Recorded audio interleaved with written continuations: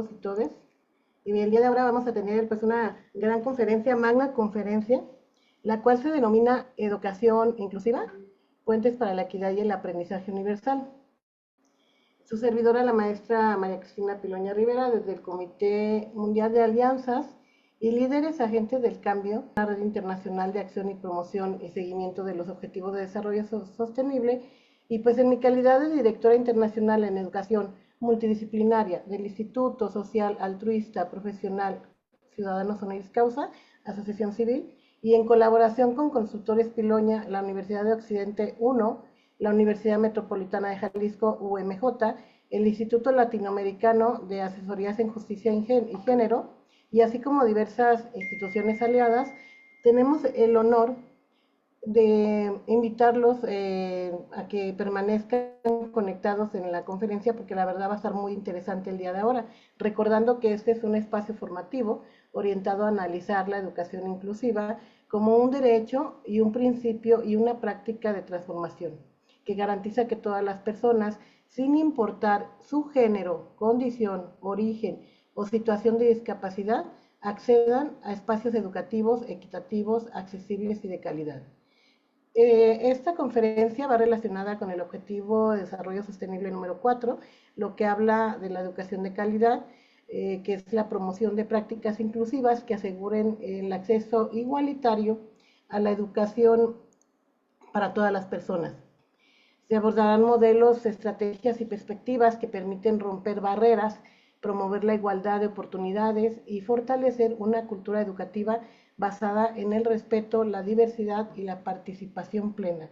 Para eso, pues vamos a tener el día de ahora a nuestra maestra Verónica Flores Bernardino, quien ella es licenciada en psicología, pero también tiene una maestría en investigación educativa. Ella elaboró una tesis, la cual se llama Experiencia de la práctica docente de maestros de primaria ante la implementación de la educación inclusiva. En sí fue una de las 7 tesis premiadas en la convocatoria de la Secretaría de Educación Jalisco y bueno, pues logró el lugar de las mejores tesis en el 2022. Y bien, pues le cedo el uso de la voz a la maestra Verónica, a la que le damos la cordial bienvenida. Adelante, maestra. Gracias, hola, buenas tardes. Para mí es un gusto poder compartirles con ustedes no solo unos fragmentos muy interesantes que arrojó este trabajo que se realizó desde el inicio de el estudio o el curso propedéutico de la maestría hasta que salí la maestría, que fueron en total 2 años y medio. La base y el interés de analizar la experiencia de la práctica docentes de maestras y maestros de educación primaria está inspirada en mi trabajo cotidiano. Yo trabajo en la Secretaría de Educación Jalisco. Inicio siendo maestra psicóloga orientadora para educación especial y bueno, toda esa experiencia en diferentes ámbitos y también debo mencionar diferentes municipios del estado de Jalisco, pues me llevó a preguntarme por la experiencia de los docentes ante estas nuevas disposiciones que están normadas y que están en la Constitución Política de México y que a su vez está basada en los lineamientos internacionales. Y bueno, todo esto que les voy a compartir, vamos a decir que es una trenza entre la experiencia propia que dio forma a esta tesis, eh, trayendo por supuesto también a otros autores eh, que han analizado las prácticas en este enfoque de educación incluyente o educación inclusiva, asimismo como la experiencia de los maestros que en su momento y se ha llamado escuela regular, ¿no? Entonces, pues le agradezco también a la maestra Cristina por haberme invitado. Espero que lo que escuchemos aquí sea de utilidad principalmente y bueno, la intención es informar y difundir lo que concierne a la muy llamada educación inclusiva. Dice aquí, educación inclusiva, atención educativa a la diversidad humana, que es o plantea un reto constante, porque voy a decir que no voy a romantizar la educación inclusiva porque es realmente un reto, ¿no? Y bueno, quiero empezar por abordar la relación maestro o maestra, alumna, alumna, porque es muy importante considerar qué está en juego en la enseñanza eh, y esta relación maestro-alumno es la base de que se puedan dar los procesos de enseñanza-aprendizaje. Entonces, los invito a echar una mirada a esta relación. Quiero iniciar mencionando algunos autores en relación a lo que conciben, a cómo definen la relación maestro-alumna. Y bueno, Martínez señala que la relación maestro-alumno es fundamental en el proceso de enseñanza-aprendizaje. Ella dice, digamos que es como el trabajo médico que se efectúa en la relación médico-paciente. Aquí nos está mostrando que hay un vínculo. En el caso del médico-paciente, pues el interés del paciente por mejorar su situación de salud y el médico, en su caso, pues el interés de que el paciente restablezca la salud o tenga una mejor condición de vida en el trayecto de su estado físico, emocional. Por acá Rivera y Olivia dicen que la escuela es un espacio, es el espacio idóneo para conocer la problemática. En este caso ellos están hablando de las problemáticas que existen en relación a cómo los maestros o las maestras nos relacionamos en torno a la idea de género, que también es una importante cuestión en la inclusión, porque si bien en la actualidad ya las mujeres accedemos a la educación, también es cierto que hay todavía, en razón de género, algunos elementos a considerar. Más adelante hablaré un poco al respecto. Dice aquí que los sujetos nos formamos a través de múltiples procesos de interacción, siendo la escuela un ambiente natural que produce los fenómenos y problemas de nuestra sociedad. Otros autores más como García, Mora, Rubio, Galera y Tortajada refieren que el maestro medía fuertemente en la aceptación de los iguales en edades tempranas, ya que el comportamiento del maestro refuerza la condición social de los niños en función de sus características personales. Es decir, que la relación maestro-alumno o maestra-alumna y las combinaciones entre estos es muy importante. Aquí se abre la posibilidad de identificar al maestro entonces también como un agente, como un sujeto que tiene en su práctica la posibilidad de contrarrestar las desigualdades en los trayectos educativos de los alumnos o de las alumnas que asisten a su aula. Miren, aquí yo puse esta imagen, es un libro documentado, se llama La Niña Salvaje. Quiero hacer mención de este libro porque es muy importante darle el lugar que tiene la educación en un primer instante, lo voy a decir así, como el espacio que se le abre a los niños que antes de la escuela, en la Edad Media, por allá en Europa, no figuraban como personas, tampoco como sujetos de derecho.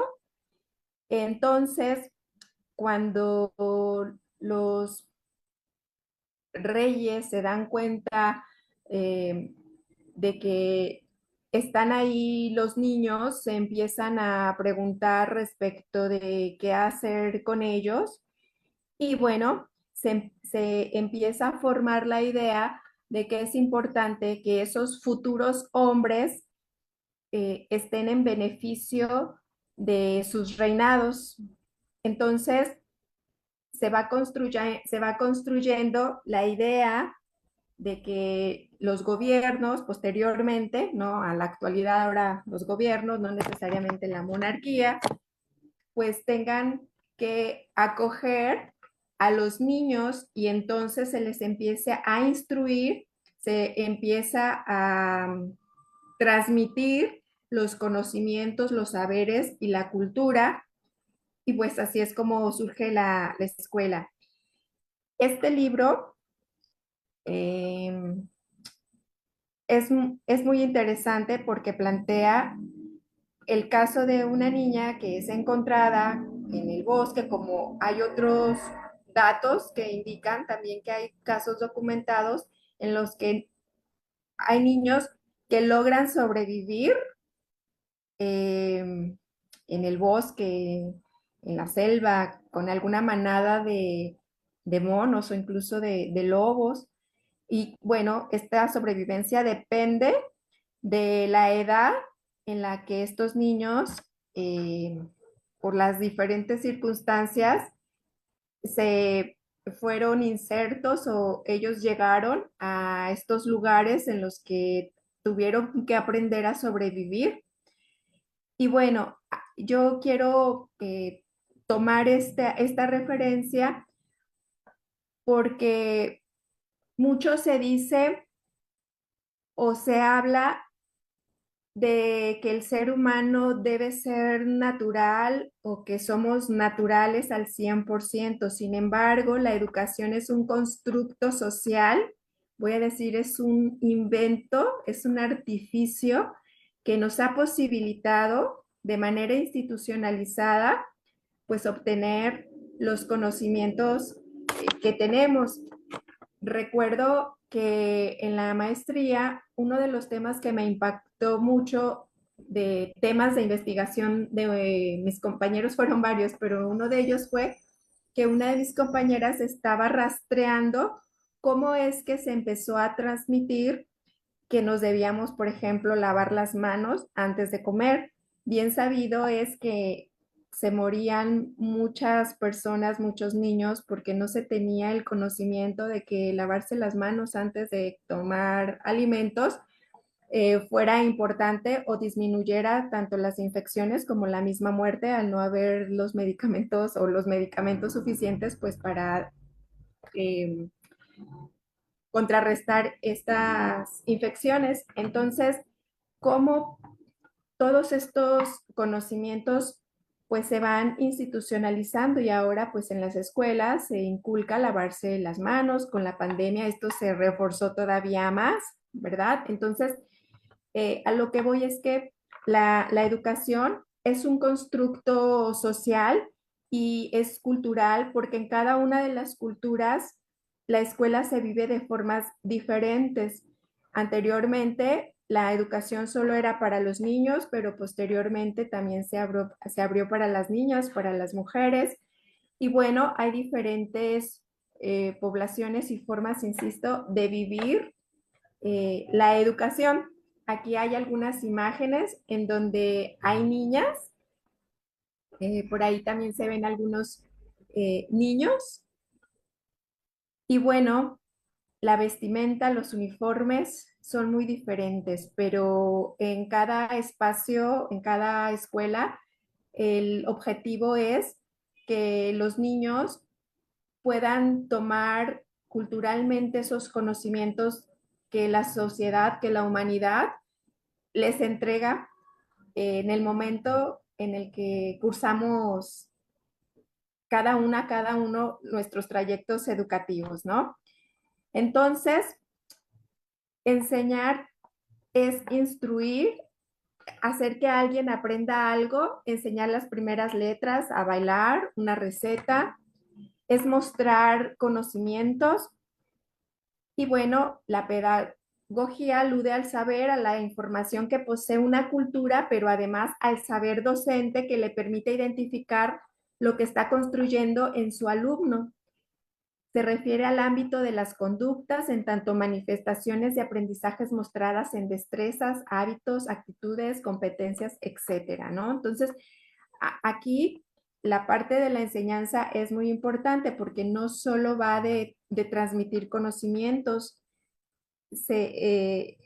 la promesa de la educación es que proveamos de elementos a los niños que les posibiliten realizar su vida de la manera que de mejor manera, perdón, les pueda beneficiar a ellos o a ellas, ¿no? Empezando por tomar decisiones. Planteo en este vínculo o en esta relación maestro-alumno que dependiendo también de la subjetividad, de los aprendizajes del propio maestro, de su cultura, de cómo fue instruido y de los aprendizajes nuevos con los que se actualiza, pues él tiene la posibilidad de actuar de una o de otra manera frente a sus alumnos y alumnas a través del tiempo, puesto que sabemos y no necesitamos ser maestros, quienes son papás, quienes son mamás, seguramente saben que la educación en la actualidad no es igual a hace unos años, hace algunas décadas todavía, y los métodos y las estrategias ya no son las mismas desde que hay derechos de los niños, niñas y adolescentes, ¿no? Entonces, hay toda una reestructura social que va orientando a que este constructo social de la educación se amplíe cada vez más y entonces sea incluyente. Entonces, en este sentido, el conocimiento educativo a su vez capacita al docente también para establecer programas de intervención ajustados a hechos y decisiones pedagógicas que hagan efectiva la meta propuesta. En la educación hay una vinculación que se establece entre el yo, el otro y lo otro. En este caso sería, si yo me posiciono como docente, pues sería una vinculación entre lo que soy yo como persona, como profesional, como docente formada, en relación con el otro o con la otra, que serían mis alumnos, y con lo otro, que sería con aquello que yo sé que me va a funcionar, las metodologías, las estrategias, todo este saber pedagógico para transmitir, para enseñar o para facilitar el aprendizaje en los niños, asimismo como el currículum o el ajuste de este currículum que presento a los y las alumnas. Entonces, la profesión de la enseñanza significa preguntar por la autoridad conferida a un hombre o a una mujer para decidir mostrar algo. Sócrates decía que el fenómeno pedagógico más asombroso de la historia del occidente orientaba a las enseñanzas a tener un diálogo vivo y amistoso con sus discípulos. Martínez señala que la producción esencial del oficio docente es la enseñanza de las diferentes materias que imparten en la escuela, pero también debe tener en cuenta la convivencia, el diálogo, el respeto de los derechos de las y de los niños. Ya no es, insisto, una mera transmisión de conocimientos, sino que estos conocimientos, estos saberes, proporcionen la posibilidad de construir aprendizajes en los niños que les sean de utilidad en la vida. Y entonces aquí se plantea que haya una cierta autoridad en la relación maestro-alumno, en tanto que el maestro al instruir solicita al estudiante una obediencia. Un ejemplo sencillo es en el mismo momento en el que le pide el maestro que saquen su libreta, ¿no? Que saquen su libro, que saquen sus colores o que pongan sobre la mesa los materiales con los que se va a realizar la actividad. Entonces, aquí Ana Arendt refiere que es corriente que esta obediencia o esta autoridad, perdón, esta autoridad se la suela confundir con cierta forma de poder o de violencia, porque implica una obediencia. De ahí que la educación nos presenta como arte, como un artefacto social, la posibilidad de disponer de diferentes estrategias para la enseñanza y no caer en un autoritarismo o en una violencia. Entonces, dice Hannah Arendt que la autoridad implica una obediencia en la que los hombres conservan su libertad. Y bueno, este es un preámbulo para entonces sí conectarnos con la educación inclusiva. Entonces, ¿cómo vinculamos la educación inclusiva? Bueno, a partir de que en México se empiezan a abrir espacios para las personas discapacitadas, deficientes mentales, en su momento llamados menores infractores, hijos de prostitutas o de mujeres solteras. Se abren espacios para acoger a estos niños y al momento que se abren estos espacios, principalmente por índole religiosa, luego se amplía esta atención a la salud, pero luego enseguidita las mamás y las personas que rodean a estos niños, eh, pues luego piden la educación, ¿verdad? Que es muy importante. Entonces, tenemos que la UNESCO ha establecido en 1990 que los pobres, los niños de la calle y los niños que trabajan, las poblaciones de las zonas remotas y rurales, los nómadas y los trabajadores migrantes, los pueblos indígenas, las minorías étnicas, raciales y lingüísticas, los refugiados, los desplazados por la guerra y los pueblos sometidos a un régimen de ocupación tienen derechos.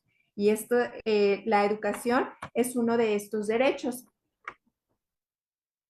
Entonces, la SEP en 2002 define a un niño o a una niña con necesidades educativas especiales como aquel que en comparación con sus compañeros de grupo tiene dificultades para el aprendizaje de los contenidos establecidos en el currículum, por lo cual requiere que se incorporen en su proceso educativo mayores recursos y o recursos diferentes para que logre los fines y objetivos educativos. La SEP en el 2000 publicó la integración educativa en el aula regular, principios, generalidades y estrategias. Ha señalado a partir de esta nueva disposición en el año 2000 que la participación de la educación especial deberá estar menos dirigido al diagnóstico y más orientado hacia el diseño de estrategias que permitan al niño con necesidades educativas especiales superar las dificultades para aprender y que además beneficien el aprendizaje de todo el grupo. Implica también un cambio en el trabajo del maestro regular, quien tendrá que diversificar sus prácticas. Miren, es muy interesante porque en un primer momento se llama niños o un alumno con necesidades educativas especiales porque no son las que se han utilizado de manera convencional, pero conforme va pasando el tiempo se va identificando que los niños con discapacidad no son solo, perdón, no solo los niños que presentan una discapacidad, puede ser motora, ceguera, auditiva o psicosocial, requieren de adecuaciones a los materiales, a la metodología y al mismo currículum para que puedan acceder a la educación, sino que también hay situaciones especiales en la vida de los niños o de cualquier ser humano que implica que se deba considerar hacer ajustes. Por ejemplo, algún niño que no necesariamente tiene una discapacidad o alguna condición que limite su aprendizaje de manera cotidiana, si se ve afectado por un suceso vital, por ejemplo, una enfermedad que le impida asistir a la escuela durante un periodo, bueno, eh, este niño debe ser atendido en la justa medida en la que esta situación no le merme la participación de acceder al currículum, sino que se adecua o se ajusta. También el caso de los niños que atraviesan por situaciones emocionales importantes puede ser un ejemplo cuando hay un divorcio y esto afecta de manera importante los niños y su desempeño se ve disminuido. Bueno, también esto implica una adecuación. Entonces, la la concepción inicial de necesidades educativas especiales abre paso al concepto de necesidades educativas específicas y esto es para atender a los niños que tienen estas necesidades, pero pueden ser con o sin discapacidad. Como lo vimos anteriormente, la UNESCO hace referencia al contexto hace referencia a los niños migrantes, es decir, abre las puertas a la diversidad de situaciones en la que nos vemos implicados eh, en muchas ocasiones por las mismas circunstancias de la vida. En el 2002, el Programa Nacional de Fortalecimiento de la Educación Especial y de la Integración Educativa plantea algo muy importante, porque fíjense que pasó algo no solo en México, los documentos que me tocó revisar respecto de este tema plantea que esto también ha sucedido en otros países, que se abre la puerta de las escuelas regulares a los niños con discapacidad y no en todas las escuelas hay un equipo que pueda proporcionar apoyo metodológico de conocimiento para que los maestros de las aulas puedan atender a los niños. Se crean entonces las unidades de servicio y apoyo a las escuelas regulares que son las USAER y en este sentido este equipo de apoyo empieza a trabajar en las escuelas, pero fíjense que pasó un fenómeno muy importante. Los maestros de educación especial de la USAER empezaron a trabajar con los niños, pero los sacaban del aula.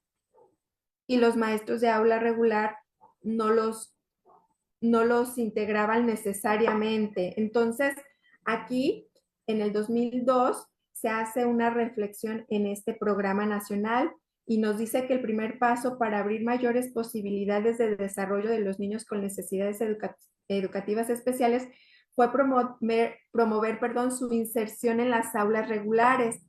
La inserción del niño debe conducir como resultado de la reflexión, la programación y la intervención pedagógica sistematizada a su integración. Además de inscribir al alumno en la escuela regular, es necesario ofrecerle, de acuerdo con sus necesidades particulares, las condiciones y el apoyo que precise para que desarrolle plenamente sus posibilidades.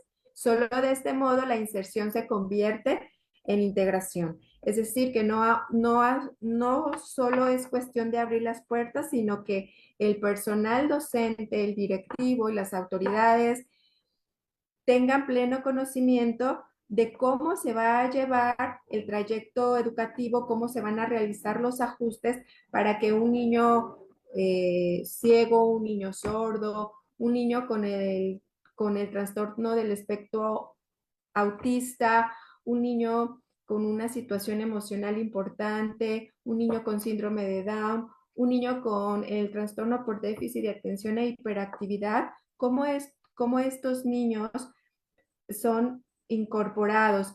Y ojo, no me refiero a los niños como un diagnóstico. Estos diagnósticos nos orientan, pero no necesariamente deben eh, eh, centrar la atención de los niños, ¿no? Porque muchas veces se suele empañar las decisiones de atender a los alumnos porque efectivamente también una de las cuestiones que abordé en mi tesis es que hay mucho material, insisto, de diferentes países que indica que es el abrir las puertas a todos los niños, a las escuelas llamadas en su momento regulares, pues ha ocasionado grandes situaciones, ¿no? Entre ellas, pues que a algunos maestros la presencia de alumnos con estas condiciones les genera algo de malestar, principalmente porque no se sienten competentes, no fueron preparados o capacitados para atender a los niños. Eh, les molesta que haya programas o proyectos o políticas sin su formación previa. Esto es algo muy importante porque en el transcurso de la investigación, muchos han referido querer apoyar, pero no saber siempre cómo hacerlo. Incluso a algunos refirieron que aun cuando ellos realizan los ajustes, no están del todo seguros si esos ajustes que ellos realizan al currículum son los que realmente necesitan los alumnos, porque alcanzan a visualizar que en algunos casos, aun con las adecuaciones, los niños no manifiestan avances. Y esto es algo muy importante porque esto genera malestar y frustración a los maestros, ¿no? Y si añadimos la exigencia social de que estos niños efectivamente sean atendidos, pues esto genera tensiones que rozan también la relación maestro-alumno. Entonces, aquí menciono que cuáles son algunos de los hallazgos en algunas de las investigaciones que utilicé para mi tesis. Y entre las situaciones que mayor mostraban incomodidad o molestia en los maestros eran precisamente las características de los alumnos porque referían no saber cómo atenderlos. Y también porque referían que no siempre tenían los tiempos y los recursos para atenderlos. Y bueno, por ahí hubo una encontré una controversia en dos autores. Por un lado, Cardona refería que la actitud puede modificarse con influencia de la experiencia que los docentes tienen en los procesos educativos. Esto es, maestros que inicialmente presentan una resistencia a atender a los niños por temor, por no sentirse capacitados, eh, al momento que van desarrollando habilidades, van conociendo al alumno, van capacitándose, van formándose a la par que van teniendo al alumno en la escuela, pero además con los apoyos necesarios, sea porque él de manera autodidacta busca un libro para empaparse de la situación, del contexto o de la condición del alumno, o sea porque tiene, en el caso de México, acá en Jalisco, la unidad de apoyo a la escuela regular, que son las USAER, el equipo de educación especial, que consta de un maestro de apoyo que es de pedagogía, un psicólogo, un trabajador social, un maestro de comunicación, pues entonces va modificando su percepción va modificando este temor que se va disminuyendo conforme va adquiriendo conocimiento no solo del niño, sino de las formas que él ya posee para poderlo atender. Entonces, Cardona dice que la experiencia del docente en el trabajo con estos niños, con la diversidad, puede modificar su postura y entonces encontrarle, digamos, el sabor a esta práctica. Y por lo contrario, Sevilla, Martín y Genaro dicen que la experiencia no influye en la actitud de los maestros. Pues aquí yo vi un área de oportunidad para poder plantear qué dicen los maestros con los que yo de alguna manera trabajé en algún momento y bueno, que accedieron a participar en la investigación. Eh, Dentro de la educación inclusiva hay, digamos, una columna vertebral después del marco jurídico y son las prácticas inclusivas, ¿sí? La práctica docente eh, dentro de este marco pues tiene cuatro aspectos desde lo que nos proporciona la Secretaría de Educación Pública acá en México, en Jalisco, es pues la eliminación de las barreras para el aprendizaje y la participación. Aquí es muy importante diferenciar entre las necesidades educativas específicas y las barreras para el aprendizaje y la participación, porque se ha tornado un poco revoltoso, confuso. En algún momento se llegó a decir que ya no eran necesidades educativas específicas, sino que ahora eran barreras para el aprendizaje y la participación. Y en realidad las necesidades de educación específicas se siguen sosteniendo. Por ejemplo, un niño que tiene baja visión, que requiere lentes, pues tiene una necesidad que es la de tener anteojos, pues para poder ver.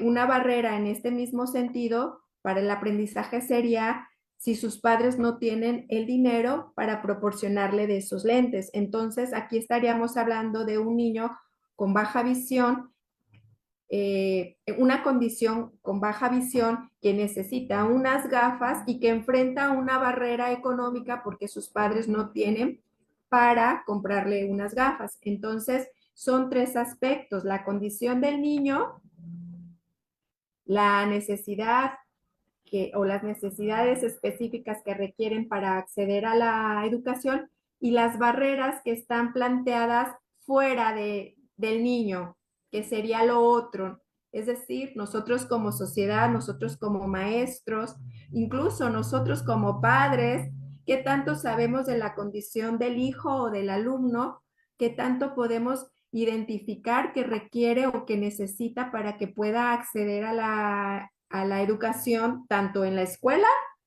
la formal, como en casa. Y qué barreras se enfrenta y si en esas barreras yo me encuentro, porque yo como docente puedo también ser una barrera en tanto que no conozco de las condiciones aquellas de los alumnos que están en mi aula. Entonces, ahí yo me planteo como una barrera porque no tengo los conocimientos, pero esto es en relación a los conocimientos. También puedo ser una barrera si mi actitud es de inseguridad respecto de cómo voy a enseñar. También una barrera puede ser en el ámbito de la estructura o de la infraestructura de la escuela. Por ejemplo, que un niño que requiere, que necesita una silla de ruedas, tenga un difícil acceso, por ejemplo, que no haya una rampa en la escuela. Entonces, este conjunto de elementos es muy importante porque plantea que las prácticas inclusivas sí o sí requieren del apoyo para que el niño acceda al currículum.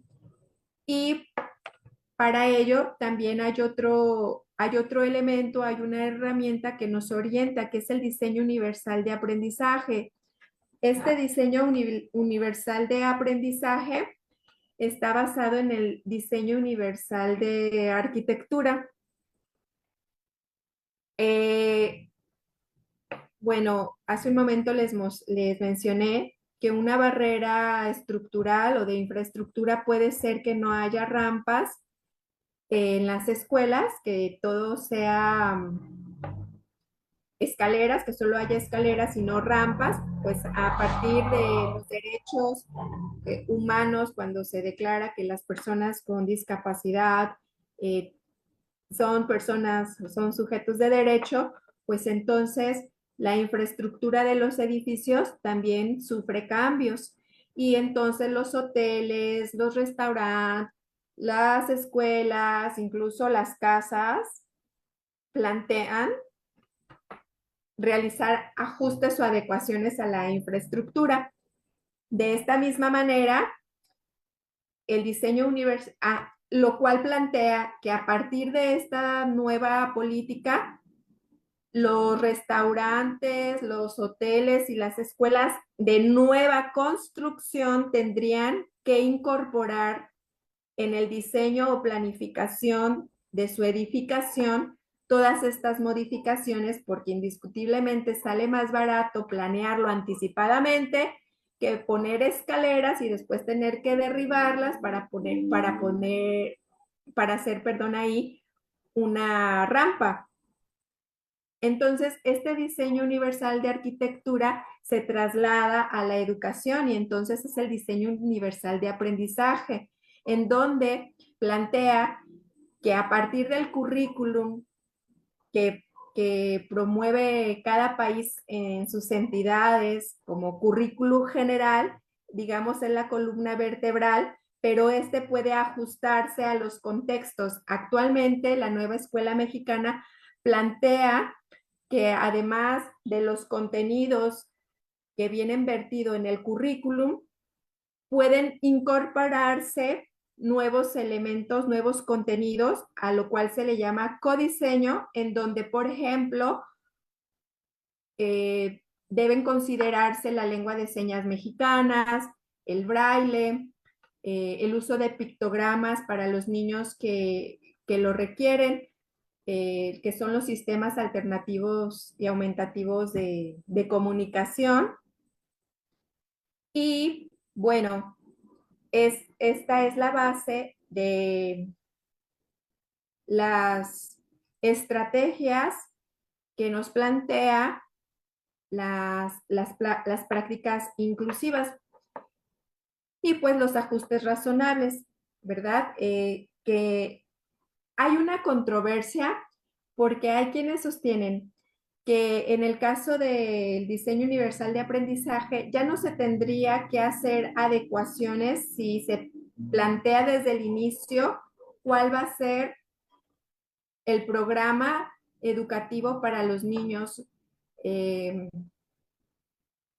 con necesidades educativas especiales y que enfrentan barreras para el aprendizaje, porque ya se plantea desde el inicio y no a posteriori a que ya está hecho el currículum.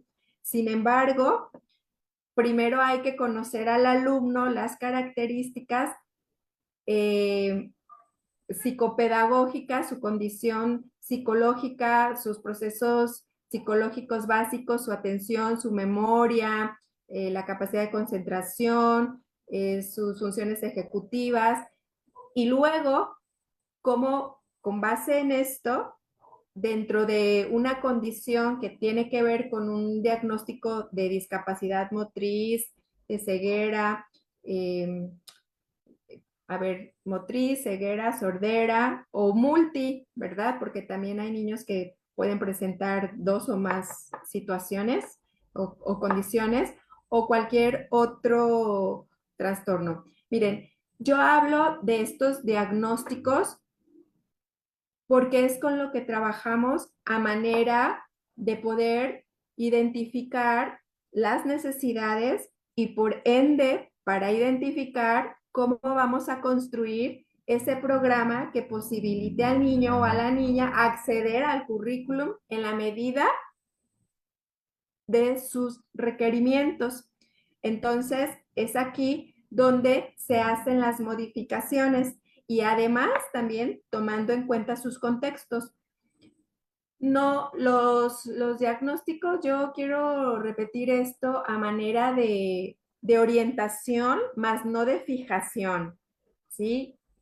De orientación, más no de fijación. Les voy a compartir que otros de los elementos que están como base de la educación inclusiva es pues estas categorías con las que orienté la investigación que está enfocada en eliminar las barreras para el aprendizaje. Estas, de acuerdo no lo puse por aquí, pero es Bode y Unsquith, que son de Inglaterra. Ellos fueron los primeros que las categorizaron, que las identificaron y las categorizaron en tres.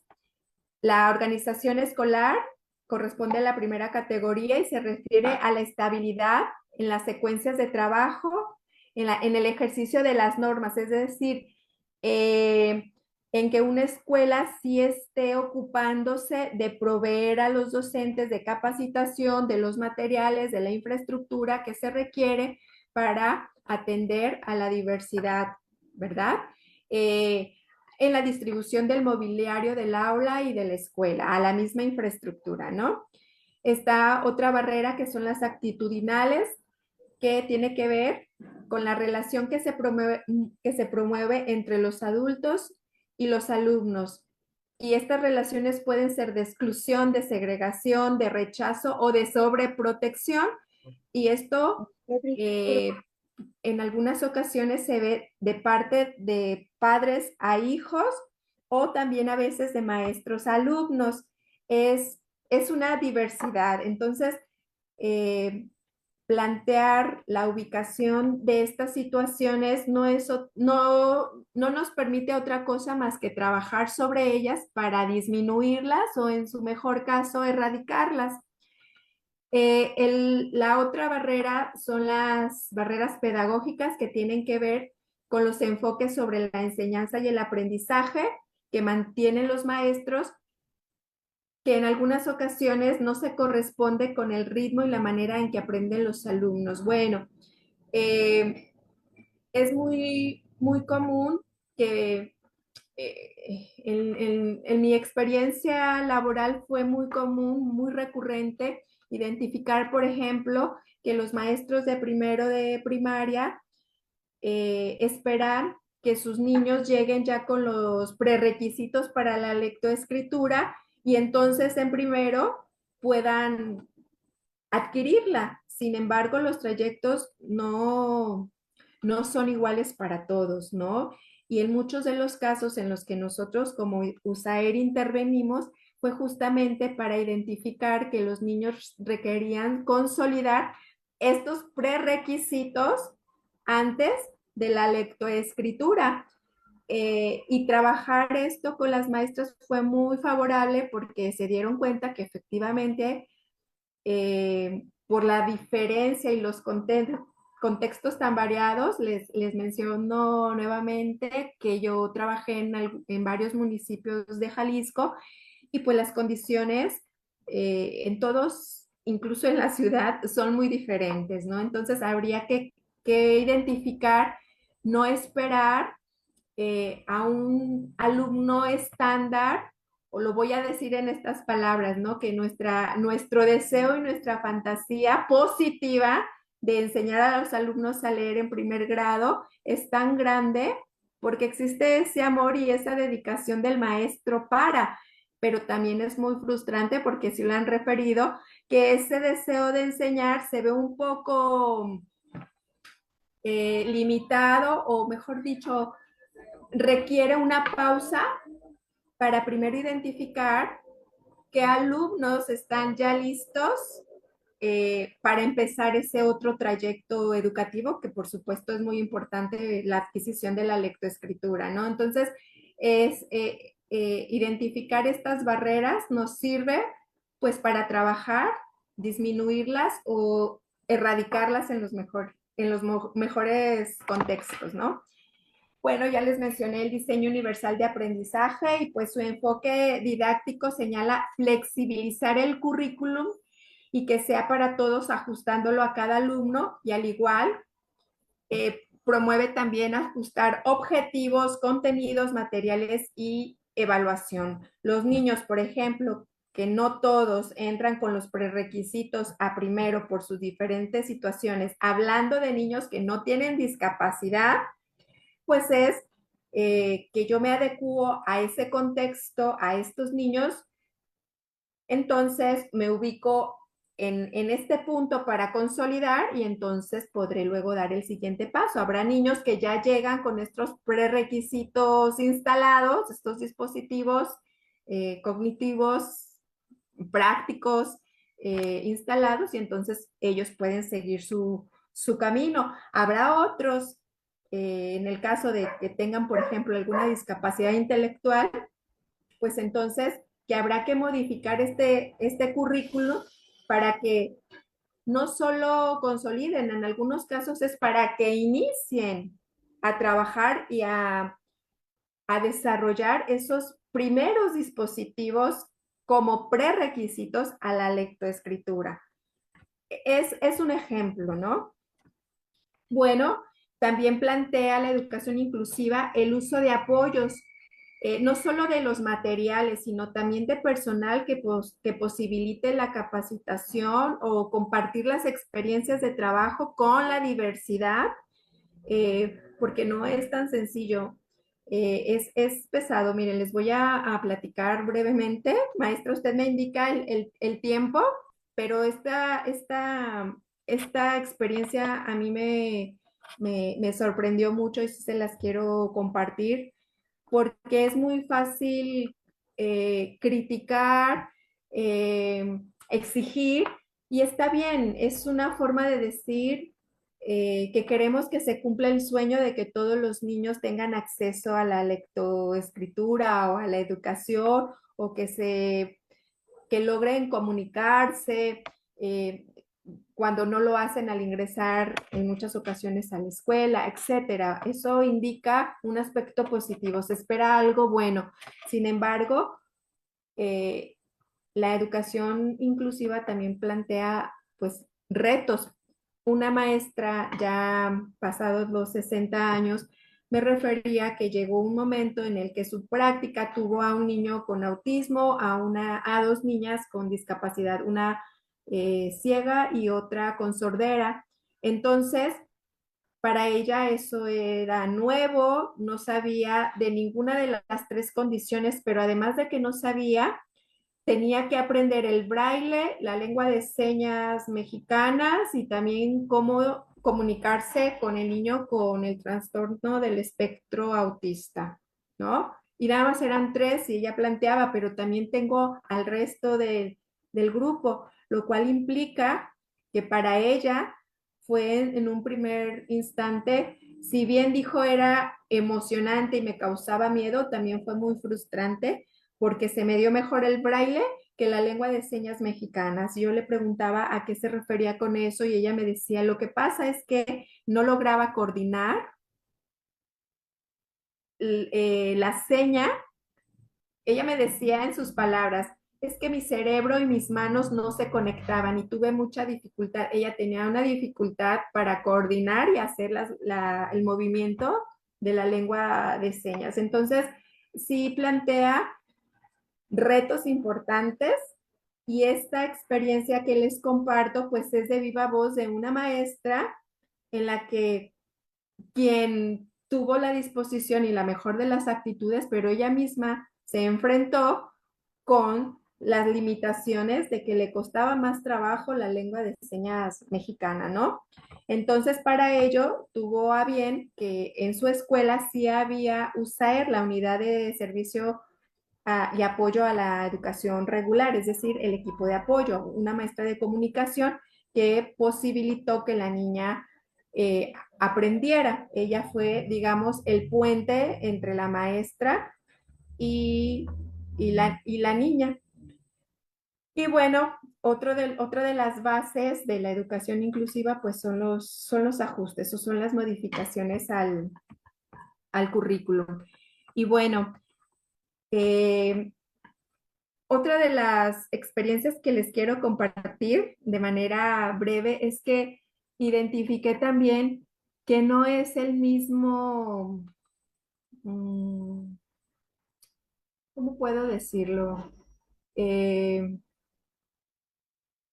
no es el mismo sentido que le da un maestro que no estudió educación especial a un maestro que estudió educación especial, porque uno en primera enfrenta un temor, el otro enfrenta un gusto porque tiene los elementos y las herramientas para, para trabajar y aún así enfrentamos también retos porque un niño jamás va a ser igual a otro, aun cuando tenga la misma condición diagnóstica, ¿no? Entonces, lo que planteo es que no solo es el maestro, es los recursos, es la capacitación y la formación, son los mismos apoyos de compañeros que han trabajado y que puedan transmitir también el conocimiento mientras se está trabajando en la construcción de los aprendizajes de los alumnos. Y bueno, es de manera general esta charla que con mucho gusto comparto y pues espero que haya sido de su agrado. No sé si si haya algún espacio para preguntas o conversar, comentarios, algo que quieran referir. Sí, maestra, tenemos algunas preguntas aquí en el chat. Ajá. Voy a hacer la lectura. Bueno, primero decirte que te están felicitando por la ponencia desde diferentes partes del mundo, como es Venezuela, ¿sí? Argentina, eh, bueno, desde aquí de Guadalajara, Jalisco también, de Iguala Guerrero también, te mandan muchos saludos, te felicitan. Refiere la doctora Carolina Carrillo, dice, no son discapacitados, son personas con discapacidad. Eh, Julián Gutiérrez dice, nos saluda, buenas tardes, también dice doctora Edna, son personas con capacidades diferentes. También mandan saludos desde Panamá y felicitan por tu ponencia, desde Veracruz, desde Venezuela, Argentina ya lo mencioné. Y refiere Wendy Barquero, dice, ¿cómo puede el sistema educativo transformar sus prácticas para garantizar una educación inclusiva sin que sin que ningún niño, niña, jóvenes o adultos quede rezagado o etiquetado, sino reconocido desde sus capacidades y potencial?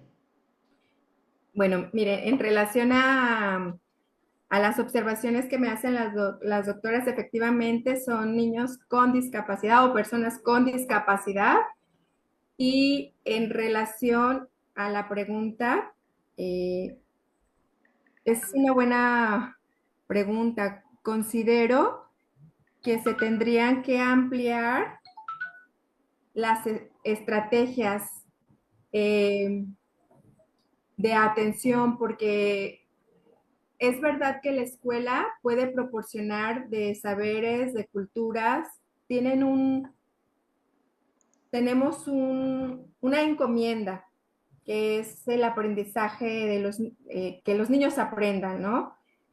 Pero por otro lado, también es importante reconocer que en varios casos también requieren el apoyo extraescolar, porque he de decirles que en el caso de la experiencia que tenemos de USAER, que no todas las escuelas en México, en Jalisco, en Guadalajara, no todas las escuelas cuentan con una unidad de apoyo, de servicio y apoyo a la educación regular.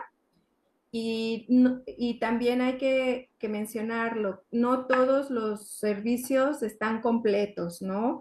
A mí me tocó un servicio en el que nada más éramos cuatro, tres maestros de apoyo y estos tres atendían a cuatro escuelas regulares y a mí me tocaba las cuatro escuelas como psicóloga. No teníamos maestro de comunicación, no teníamos trabajo social y aún así pues la encomienda es la misma, ¿verdad? Los niños sí o sí tienen que aprender. Creo que al abordar la relación maestro-alumno era con la intención también de referir algo muy importante, porque así como ha habido maestros que en su momento han referido que no pueden, que no saben cómo, que tienen estos temores, y una vez que se van adentrando acompañados, con materiales, con estrategias, pues va transformándose su mirada, su perspectiva, y tengo que también decirlo y reconocerlo, que incluso, digamos, una vez que le agarran el hilito de qué se trata esto, ellos mismos luego diseñan y mejoran la estrategia que en su momento pudimos aportarles. Y eso también es muy importante porque creo que lo que hace que se posibilite la atención de todos los niños es el enfoque que el maestro tiene en el aula. Una parte, ¿cuál? La que le toca a él. Habrá otra parte que le toca al mismo sistema, que es proveerle de los elementos, los materiales, los recursos y el apoyo. ¿Sí? Entonces, es un conjunto, no solo es el maestro. O sea, que también hay que decirlo y reconocerlo, porque hay maestros que son autodidactas. Yo recuerdo en una de las escuelas que me tocó ir, la maestra estaba molesta, pero a la vez estaba orgullosa, porque molesta porque no le enseñaron, no le dijeron cómo atender, ¿no? Pero a la vez estaba orgullosa porque se puso a documentarse y el niño eh, pasó a segundo conociendo letras y empezando a leer, ¿no? Entonces ese es un mérito de la maestra, ¿no? Porque ahí no hubo más que su decisión, su autoridad de decir, me voy a dar la oportunidad de echarme un clavado bibliográfico, a conocer estrategias y a saber cómo hacer con mi alumno. Entonces ahí hay una parte, pero no todo es solo el maestro requiere un acompañamiento también. Gracias, maestra. Hay otro comentario, refiere Guillermo Antonio Flores Romero. En la actualidad el sistema magisterial es más por herencia que por vocación. Esto también es ya una de las mayores barreras de nuestro sistema educativo. Esa es una controversia. En las entrevistas que obtuve de los maestros de primaria regular, uno de los maestros, eso está documentado en la tesis, él refiere que el sistema educativo les queda de ver a los maestros porque él dice que solamente tuvo un semestre en el que vio educación especial, porque sigue siendo educación especial, ¿no? En el que nada más refiere que vieron conocieron algunas condiciones, pero no les dijeron cómo atenderlos, ni tampoco les dijeron que los iban a encontrar en las aulas, ¿no? Entonces, en ese sentido, la formación, incluso miren qué interesante, me hicieron recordar de una investigación que se hizo en Yucatán, acá en México, en donde se les preguntó a los alumnos de la normal para ser futuros docentes de primaria cuál era su percepción respecto de la educación inclusiva. Y de manera general, todos decían que estaban de acuerdo, pero al momento de preguntarles sobre su posible enseñanza a alumnos en su enseñanza en la diversidad, ahí ya las respuestas fueron muy contradictorias con el decir, sí, sí está bien que los niños entren, pero al momento de plantearles cómo los van a atender, con qué elementos cuentan para dar eh, pues una enseñanza a la diversidad, ahí es cuando se plantea, sí, también lo voy a decir, muchos dicen me implica tiempo, sí se implica tiempo, porque por ejemplo en el caso de la maestra que se tuvo que echar el clavado en las referencias bibliográficas para conocer la condición, saber las estrategias pedagógicas, cómo es que aprenden estos niños, pues sí, sí le implicó tiempo. Y también implica una, eh, pues yo considero que un deseo, ¿no? Un deseo de que aunque esta vez ya le hice así, ya le hice así, ya leí y no me salió, porque además también eso puede pasar, ¿verdad? Y es seguir identificando o analizando mi práctica o analizando las estrategias y volviendo, ¿por qué no?, con el niño y observar cómo es que el niño aprende.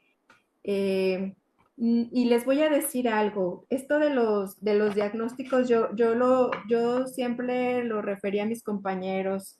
Si los pongo es porque finalmente estadísticamente tenemos que ponerlos, tenemos que identificarlos, porque es un requisito y porque sí, hay unos criterios que hay que considerar en la educación para estos peques, ¿no?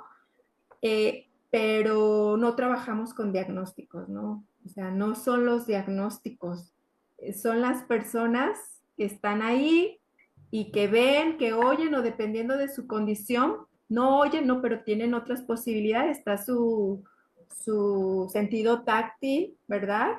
Si no ven y si sí escuchan, bueno, entonces pueden escuchar. Es decir, es identificar cuáles son los sentidos, cuáles son los canales por medio de los cuales podemos construir el aprendizaje. No sé si ustedes conozcan la película de Helen Keller, para mí es una película que qué bueno que la vi antes de entrar a trabajar, porque a mí me dejó muchos aprendizajes, ¿no? Eh, quien no la haya visto, muy, muy recomendable, está en el YouTube, Un milagro para Helen Keller. Muchas gracias, maestra. También la doctora Olivia Félix Ramírez te manda saludos desde Culiacán y te felicita por la ponencia. Carolina Sumaya también te dice muchas felicidades, maestra Vero. Gracias. La maestra Maura Patricia Hernández también. Y bueno, te mandan saludos desde Costa Rica y desde el Cruz Eje Córdoba, Argentina, Wendy Barquero y Natalia Ivana Perlines Luna. Y bien, pues en esta conferencia de veras que estuvo muy nutrida y hemos reafirmado pues que la educación inclusiva pues no es solo una aspiración pedagógica, sino que es un derecho humano fundamental y un eje indispensable para el cumplimiento de los objetivos de desarrollo sostenible. El objetivo de desarrollo sostenible número 4, que es la educación de calidad y de toda la Agenda 2030, la educación inclusiva constituye pues un puente hacia sociedades más equitativas, participativas y libres de discriminación. Implica esta transformar prácticas y eliminar barreras, reconocer la diversidad y garantizar que todas las personas sin excepción puedan aprender, desarrollarse y ejercer plenamente su ciudadanía. Y bien, como lo dijo la maestra Verónica, pues todo esto se tiene que visibilizar. Agradecemos profundamente pues a nuestra querida ponente, estimadísima ponente diría yo, la maestra Verónica Flores Bernardino, por compartir con generosidad su conocimiento, su trayectoria académica y su experiencia en la cuestión de investigar en torno a la implementación de la educación inclusiva. En este contexto escolar, su labor, su compromiso y sus aportaciones fortalecen el camino hacia sistemas educativos más justos y sensibles a la realidad de todas y todos. Asimismo, expresamos nuestro sincero agradecimiento a cada una de las personas asistentes, su interés, participación y apertura al diálogo reafirman que la transformación educativa es un esfuerzo colectivo que requiere convicción, sensibilidad y voluntad de cambio. Extiendo también un agradecimiento especial a quienes se conectaron desde distintos países cuyas voces, experiencias y miradas enriquecen este espacio internacional y fortalecen la construcción de una educación inclusiva a nivel global. Por lo que los invito a seguir construyendo juntas, juntos y juntes desde cada espacio una educación que abrace la diversidad, derribe obstáculos y garantice que nadie quede afuera. Muchas gracias, maestra Verónica.